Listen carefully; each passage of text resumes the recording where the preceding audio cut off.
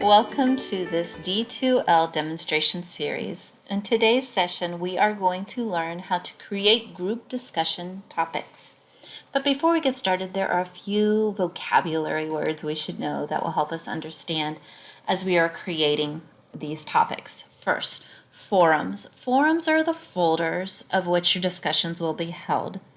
They can be grouped by similar topic or just from a single session. For today, we're going to have them created for a single session and give it a topic, a name of Week 1 discussions. A topic is the actual prompt that your students will be responding to, and they are housed within the forums. When a student makes the initial response to the topic, the prompt that you give for the discussion, that is the thread. And to the thread, there will be responses from other members or themselves, and those are the replies. Now that we are back over into the program on our home page, we now need to go up to the menu at the top and go over to where it says Communication and click, which is going to bring you down a pull-down menu. From your pull-down menu, you're going to click on Discussions. All right, now that we're in discussions, you're going to come to the blue rectangle that says New and click, which will bring you another pull-down menu, and we are creating a new topic. All right, the first thing we need to do is decide which folder or forum we are going to put this topic in. So you're going to click on the down arrow next to choose a forum.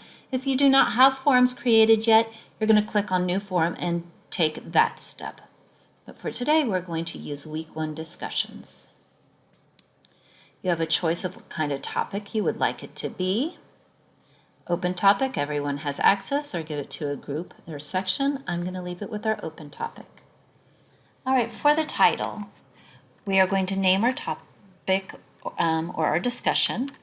And since we're in Week 1, I will title this Introduce Yourself. And then you're going to give a description of exactly what you want them to respond to. Let's just take a moment to introduce yourself to the class. Then you will scroll down and you have some options. Are you going to allow anonymous posts? Are you going to require the moderator approve individual posts before they display in the topic? Or use as a start a thread before they can read and reply to other threads. This is the one I'm going to click for today. Then you have the option to allow the students to rate posts. For today, we're going to leave it as a no ratings. We are not ready to save and close yet. We need to scroll back up to the menu and go over to the restrictions section. Click on restrictions. And over here, we have some more options. The first thing you have an option to do is to set a start and ending date for your discussion, or you do not have to do that. I'm going to leave it as the default and not set a starting and ending date.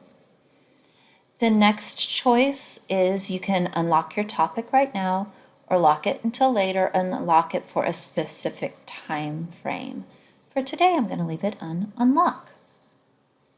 The final step that you have the choice to do is to restrict this topic to the following groups or sections.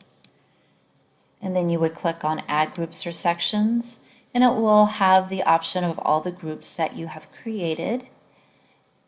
And you may choose which groups will have this prompt and which groups will not have this prompt. Or you can click for all the groups within a certain section to have the prompt. We'll click Add. Now finally, we are ready to save and close. We have our forum, Week 1 discussions. We have our topic, Introduce Yourself, and the description of what they need to do. Take a moment to introduce yourself to the class. And we have created our first discussion topic.